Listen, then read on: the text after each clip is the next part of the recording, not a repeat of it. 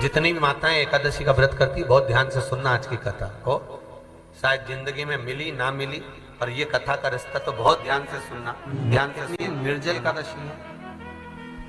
स्कंद पुराण यहां तक कहती है कि इस कथा के चरित्र को जो श्रवण कर लेता है उसको 26 एकादशी करना भी नहीं पड़ती। इस एकादशी की केवल ये कथा सुनकर ही वो तर जाता है। बहुत ध्यान से सुनना इसको, कथा तो बड़े भाव से सुन लो इसको, है? बड़े प्रेम से। इसलिए सारी एकादशियों में निर्जला एकादशी की महत्वता शास्त्र प्रमाण करता है महाराज। निर्जला एकादशी का उद्यापन जो करा जाता है, उसका उद्यापन और प्रदोष का जो उद्यापन करा जाता है, इन दोनों का क्रम लगभग एक जैसा ही। तो निर्जला पहुंची है, और निर्जला ने जाकर भगवान नारायण से निवेदन करा। भगवान विष्णु ने पूछा, क्या बात है निर्जला, आज तुम खेलती हुई यहां पर आकर खड़ी हो गई, क्या हुआ क्या है? क्या तुमको गौलोक धाम में आनंद की अनुभूति नहीं हो रही जो तुम बैकुंठ में आई हो? निर्जला घूमती घूमती भगवान के सम्मुख में पहुंच गई। भगवान ने पूछ रहे हैं, बार बार पूछा, निर्जला हुआ क्या तुमको?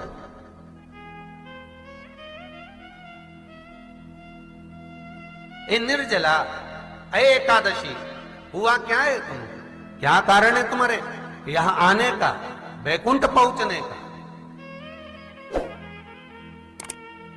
बहुत ध्यान देना महाराज। शास्त्र कहता है सोमवार, मंगलवार, बुधवार, गुरुवार, शुक्रवार, शनिवार, ये देवता वो देवता सबके व्रत कर लो, सारे व्रत कर लो, पर ये व्रत आपको परमात्मा के धाम तक लेकर नहीं जा सकते, क्योंकि इनका जो पुण्य है वो मृत्यु लोक में आप थोड़ा सा भी गलत करते हैं तो पुण्य समाप्त हो जाता है। पर हिंदू धर्म के 3 व्रत ऐसे बता दिए जिन व्रतों का पुण्य समाप्त नहीं हुआ।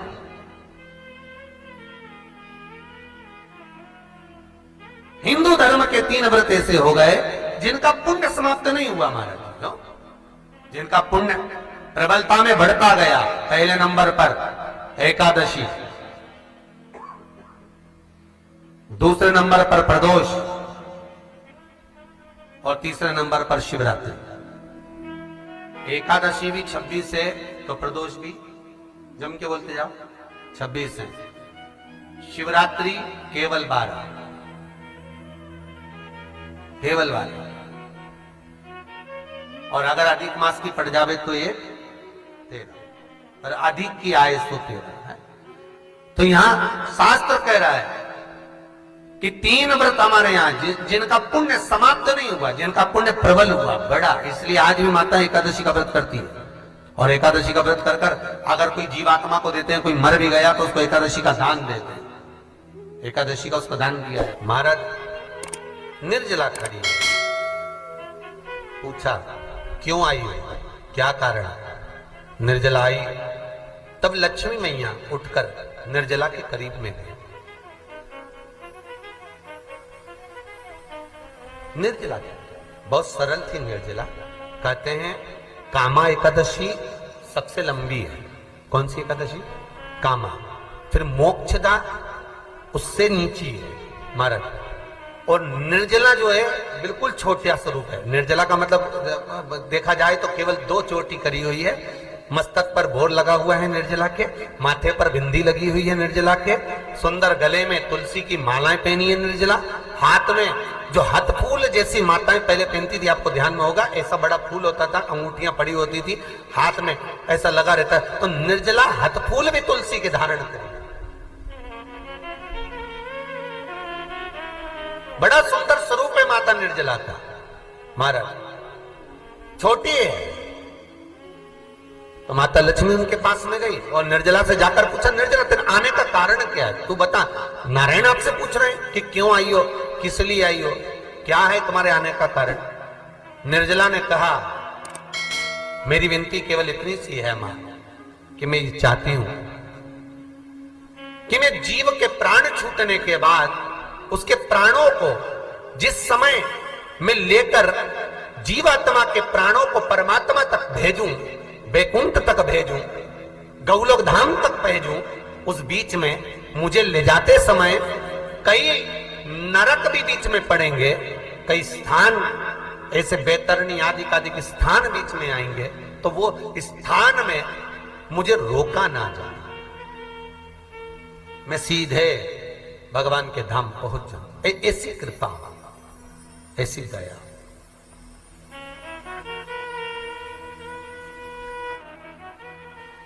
स्कंद पुराण यहां तक कहती है कि इस कथा के चरित्र को जो श्रवण कर लेता है उसको 26 एकादशी करना भी नहीं पड़ती। इस एकादशी की केवल ये कथा सुनकर ही वो तर जाता है। बहुत ध्यान से सुनना इसको, कथा को। सबसे पहला नियम एकादशी व्रत का, सबसे पहला नियम है कि आप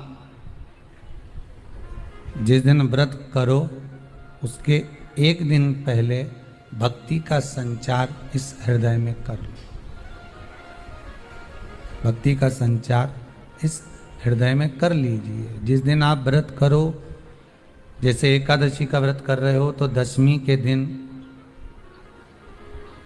शाम का समय जब आवे, रात्रि जब होने लगे, शाम का समय आवे और रात्रि का आप जब भोजन ग्रहण करो तो उस भोजन में कोई ऐसा पदार्थ ग्रहण मत करिए जिस पदार्थ के कारण आपकी एकादशी बिगड़ जाए।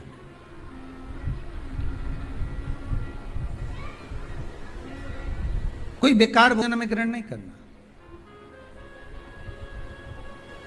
श्रेष्ठ भोजन ग्रहण करिए दशमी के। और एकादशी का दूसरा नियम बहुत ध्यान से सुनिएगा। जिस दिन आपकी एकादशी का व्रत हो उस दिन प्रयास करिएगा कि अपने हाथ से किसी भी वृक्ष की कोई पत्ती टूटे ना। अपने हाथ से किसी भी वृक्ष की, पौधे की, किसी भी वृक्ष की पत्ती अपने हाथ से ना टूटे। बहुत ध्यान दीजिएगा महाराज। एकादशी का ये दूसरा नियम है कि अपने हाथ से किसी पौधे की, किसी वृक्ष की, किसी डाली की कोई पत्ती टूटे ना, कोई पत्ती ना टूटे, इसका प्रयास करिए।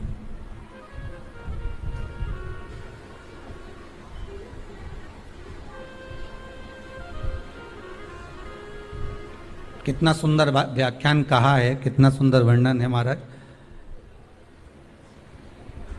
कि मात्र एकादशी का व्रत कर लेने पर, मात्र एकादशी का व्रत कर लेने पर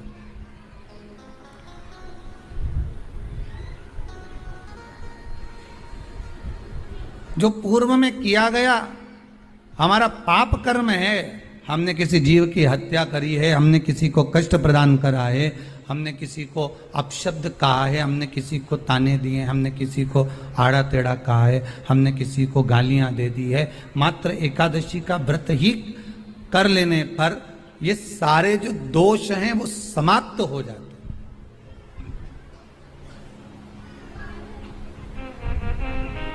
सारे दोष हमारे समाप्ति पर आ जाते हैं।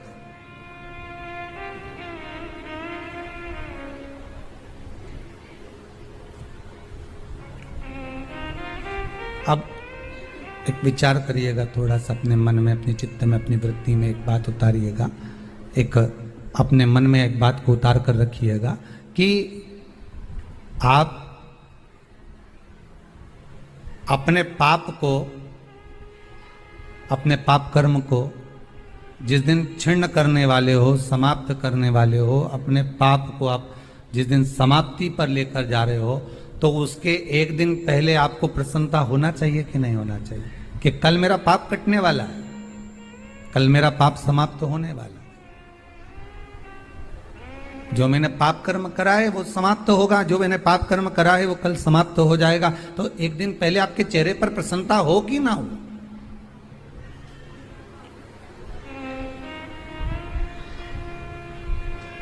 और चेहरे पर वो प्रसन्नता आपके आना चाहिए कि कल मेरा एकादशी का व्रत है, आज दशमी है, कल एकादशी का व्रत है, तो कल मेरी जब एकादशी का व्रत रहेगा तो मेरा ना जाने कितना कितना पाप, कितना असत्य, कितना झूठ, कितना प्रपंच वो समाप्त हो जाएगा। इसमें मुझे प्रसन्नता हो, इसमें मुझे आनंदता हो।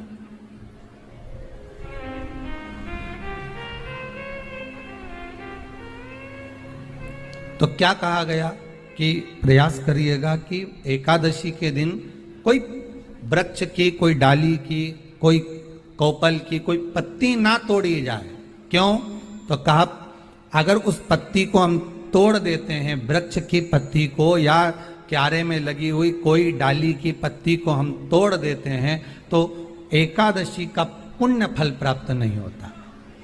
एकादशी का कोई फल हमारे खाते में नहीं जाता, पुण्य फल प्राप्त। अब फिर भले तुम चाहे तुमने मोरधन खाया हो, चाहे तुमने फिर चिप्स खाई हो, चाहे तुमने फिर व्रत का कितना ही सामान खा गए हो और तुमने सोचा कि आज मेरी एकादशी है, तो फिर उसका कोई फल प्राप्त नहीं है, उसका कोई सुख प्राप्त नहीं है आपको, फिर उसका कोई आनंद प्राप्त नहीं है आपको, तो उसमें कोई आनंद की अनुभूति आपको नहीं मिल रही है। को याद रखिए, गौदान और एकादशी, श्रीमद वल्लभाचार्य जी ने मायावत का खंडन करा था जगन्नाथपुरी में, और श्रीमद वल्लभाचार्य जी ने कहा था एकादशी मरने के बाद मत दो, एकादशी जीते जी दो। कहा था कि नहीं कहा था? जीते जी दान करिए। इसलिए जगदीश में, जगन्नाथपुरी में एकादशी उल्टी लटकी हुई है। करें आपने दर्शन? जगदीश में एकादशी को उल्टा लटकाया। क्यों? क्योंकि वल्लभ ने कहा कि एकादशी जीते जी दो। कई पंडितों कहते हैं तुम्हारे दादाजी मर गए, जब 12वें का दिन होता है ना तो पंडित जी संकल्प छुड़ाते हैं, देव एकादशी। बड़े बेटे ने 5 दे दी, छोटी बहू ने 3 दे दी, उसने 2 दे दी, उसने 2 दे दी, तो क्या तुम्हारे दादाजी भिखारी थे जो तुम्हारी एकादशियां लेकर जाएंगे?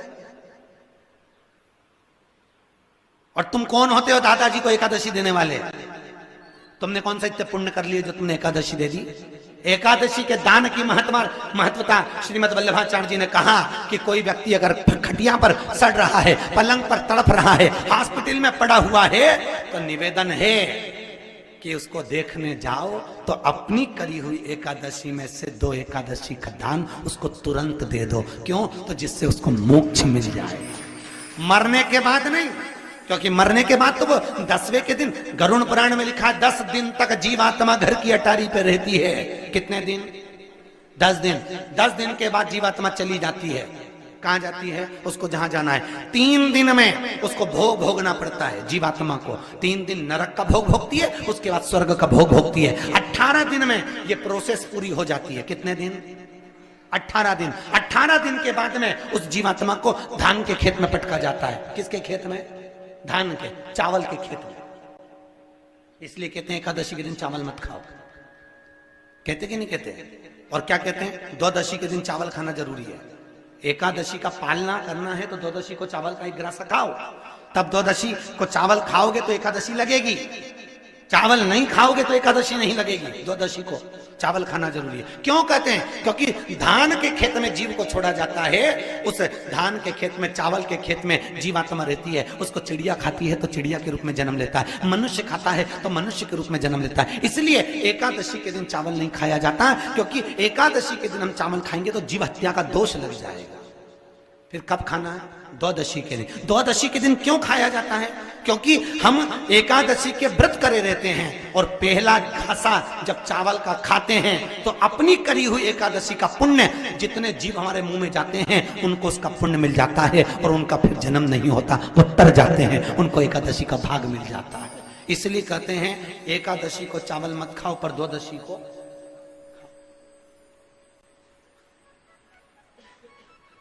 खाइए। 10 दिन तक जीवात्मा है, और आपने एकादशी कब दान दी? बोलो जम के। 12वें के दिन, 13वें के दिन आपने एकादशी का दान दिया, वो मिली उनको? अरे बोलो अच्छे से। कई तो अभी तक कर रही होगी, हमारे दादाजी के निमित्त की कर रहे हैं, कर ले। फिर वही वाली बात आ गई, गुलाब के फूल में पानी जारी है। एकादशी के दिन शंकर भगवान को चावल का दाना चढ़ाना चाहिए कि नहीं चाहिए?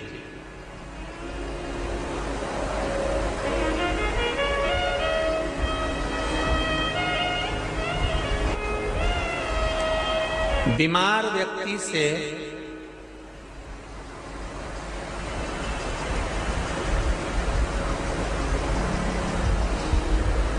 कोई बीमार व्यक्ति है, बहुत रोगीला, उसको बहुत रोग है, शुगर है, बीपी है, थायराइड है, सब कुछ है उसको। और वो रोगीला व्यक्ति जब डॉक्टर के पास जाकर पूछे, डॉक्टर साहब मेरी तबीयत ठीक नहीं रहती है, मैं बहुत कष्ट में रहती हूँ, बहुत तकलीफ है शरीर में, और अभी सावन का महीने का व्रत आ रहा है डॉक्टर साहब, 1 महीना में व्रत करती थी पहले, करूं कि नहीं करूं? तो डॉक्टर साहब क्या बोलेंगे? बोलते जाओ जरा जम के। डॉक्टर बोलेगा कि आप व्रत मत करो। डॉक्टर एक बात कहेंगे, शरीर स्वस्थ रखना है, व्रत बाद में हो जाएगा, अगले वर्ष कर लेना, पर अभी शरीर को सही रखने के लिए दोनों समय अच्छे पेट भरकर सात्विक भोजन करो और अपने शरीर को ठीक करो। सात्विक भोजन अपने शरीर को, व्रत बाद में भी हो जाए, अगले वर्ष हो जाए।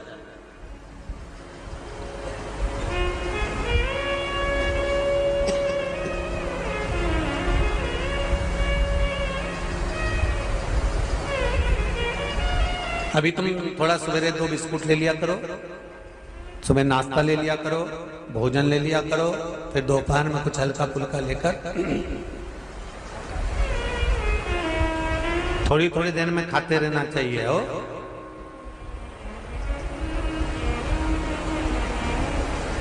थोड़ा थोड़ा खाओ, थोड़ी थोड़ी देर में खाओ, एक साथ सुरसा जैसे मत निपटा जाए, थोड़ा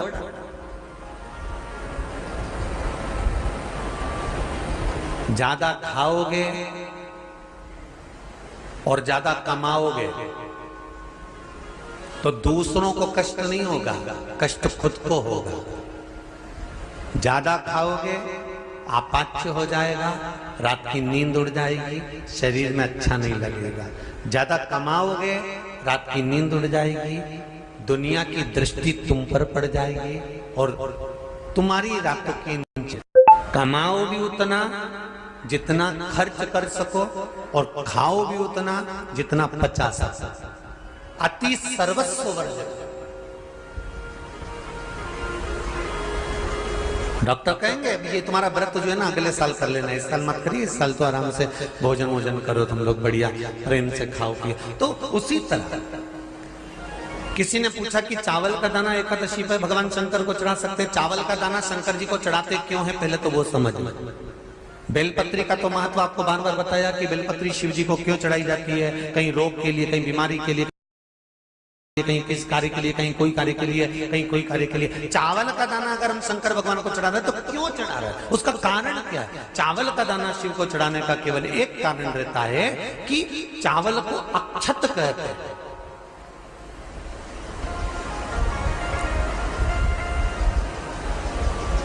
अक्षत का मतलब होता है अक्षय।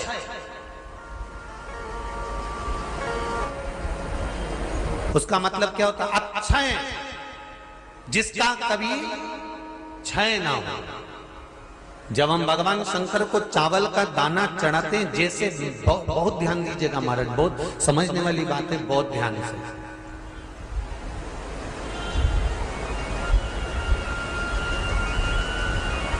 चावल का दाना हमारे मस्तक पर तिलक करने के बाद पंडित जी क्यों लगाते हैं कि भगवान जैसा समय आज चल रहा है, आप पूजन कर रहे हो, पाठ कर रहे हो, दान कर रहे हो, पुण्य कर रहे हो, सत्कर्म कर रहे हो, भजन कर रहे हो, मेरा देव अधिदेव महादेव, मेरा नारायण, मेरा सत्यनारायण भगवान, मेरा राम जी, मेरा विष्णु जी, मेरा भागवत मैया, मेरी रामायण मैया। ब्राह्मण मस्तक पर तिलक लगाने के बाद चावल इसलिए लगाता है कि जैसा समय आज चल रहा है, भगवान तुमको ऐसा ही समय बनाकर रखे और तुम ऐसे ही 4 चांद लगाते रहो, दान पुण्य संकीर्तन करते रहो। इसलिए मस्तक पर चावल का दाना लगाया जाए।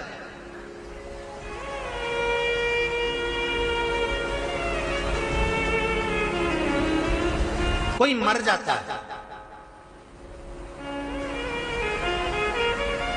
मरने के बाद जब तक पगड़ी नहीं होती तब तक माथे पर तिलक, चावल का दाना लगाया जाता है। जम के बोलो जरा, नहीं लगाते। किसी पंडित जी से पूछो, ब्राह्मण देवता से पूछो, ब्राह्मण देवता ये कोई मर गया, और हमारा तो नियम है कि हम सिर पे तिलक लगाते हैं, चावल लगाते हैं, या पंडित जी से हम तिलक लगवाते हैं, मंदिर जाते हैं तो मंदिर में जाके तिलक लगवा के हम चावल का दाना लगवाते हैं। क्यों नहीं लगाते? उसका कारण क्या है? जब किसी के मरने के बाद 10 दिन तक 12 दिन तक मस्तक पर तिलक क्यों नहीं लगाया जाता? 10-12 दिन तक माथे पर तिलक या चावल क्यों नहीं लगाया जाता? उसका कारण है कि ये जो समय आया है, तुम्हारे यहाँ जो गमी हुई है, तुम्हारे यहाँ कोई मर गया है, तुम्हारे यहाँ किसी के प्राण छूट गए हैं, तो ब्राह्मण इसलिए तिलक नहीं लगाता आपको, इसलिए चावल का दाना नहीं लगाता कि ऐसा दिन भगवान अब ना लाए, इसको अमर ना करे, इसको अक्षय ना करे, इसको प्रबल ना करे। और जब चावल का दाना, तो यहां शिव महापुराण की कथा करी, चावल का दाना हम शिव जी को क्यों चढ़ाते हैं, भगवान को क्यों समर्पित करते हैं, भगवान की पूजन में अक्षत क्यों समर्पित करते हैं, चावल क्यों समर्पित करते हैं, उसका कारण क्या है? तो कहा आज मैंने जब चावल का दाना आपको समर्पित करा है, जिस भाव से, जिस विश्वास से, जिस श्रद्धा से, जिस मन से मैं आपको रिझा रही हूं, हे भोलेनाथ मेरी ये मनोकामना पूर्ण कर, इसको अक्षय कर देना, इसको अमर कर देना, बस इतनी कृपा आप कर। अब किसी ने पूछा एकादशी के दिन चावल चढ़ाए कि नहीं चढ़ाए, तो यहां तो सीधी सीधी बात है, बीमारी देखकर थोड़ी ना आती है कि नवरात्र चल रहे हैं कि सावन का सोमवार चल रहा है, बीमारी तो बीमारी। तुम चावल मत खाओ। तिरुपति कौन कौन गया? हाथ उठाओ। ठीक है। जगन्नाथ जी कौन कौन गया? हाथ उठाओ। हाँ ठीक है। द्वारका जी कौन कौन गया? हाथ उठाओ। ठीक है। बद्रीनाथ कौन कौन गया? हाथ उठाओ। ठीक है। एकादशी के दिन कभी तुम बद्रीनाथ चले जाओ, एकादशी के दिन तुम द्वारका चले जाओ, एकादशी के दिन तुम तिरुपति चले जाओ, एकादशी के दिन तुम जगन्नाथ चले जाओ, एकादशी के दिन तुम्हारी मर्जी पड़े भगवान के किसी धाम में चले जाओ और भगवान को भोग लगाओ और उनकी थाली को झांक कर देखना, उसमें चावल जरूर मिलेगा। उसमें ऐसा नहीं है कि चावल नहीं मिलेगा। बद्री नारायण में भगवान को चावल का भोग लगा हुआ मिलेगा, द्वारका में चावल का भोग लगा हुआ मिलेगा, आपको जगन्नाथ में चावल का भोग लगा हुआ मिलेगा, तिरुपति में मिलेगा, द्वारकाधीश में मिलेगा, नाथद्वारा में मिलेगा, सांवरिया सेठ में मिलेगा, काकरोली जी में मिलेगा। आप जहां जाओगे वहां पर एकादशी के दिन भगवान को चावल आएगा, क्योंकि भगवान के लिए परहेज नहीं है। जो काम में डूबा हुआ है, जो आसक्ति में डूबा हुआ है, जो लोभ में डूबा हुआ है, जो वासनाओं में डूबा हुआ है, जो तृष्णा में डूबा हुआ है और जो माता के गर्भ से जन्म लिया, एकादशी के दिन चावल उसको नहीं खाना। बहुत सुंदर संवाद है, ध्यान दीजिएगा। जिसके घर में कमाने वाले 2-4 हैं, पैसा तो आ रहा है पर घर में टिक नहीं रहा, डॉक्टर में, पुलिस में, एक्सीडेंट आदि में, कहीं गलत जगह पर व्यसन में अगर पैसा जा रहा है, जुए में, मांसाहार, मदिरा पान, या कहीं आया पैसा आने में कमी नहीं, आ रहा है पर टिक नहीं रहा, रुक नहीं रहा। कोई मांगने आ गया, दे दिया, फिर वहां से अपने पास नहीं आ रहा, अपन कह रहे हैं भैया हमारा पैसा लौटा दो, नहीं आ रहा। तो महाराज शिव महापुराण की कथा कहती है, एकादशी के दिन गंगा के जल में मात्र 7 बेलपत्री डालकर जो नंदीश्वर भगवान अर्थात जो शंकर जी के शिवलिंग के सामने नंदी होता है,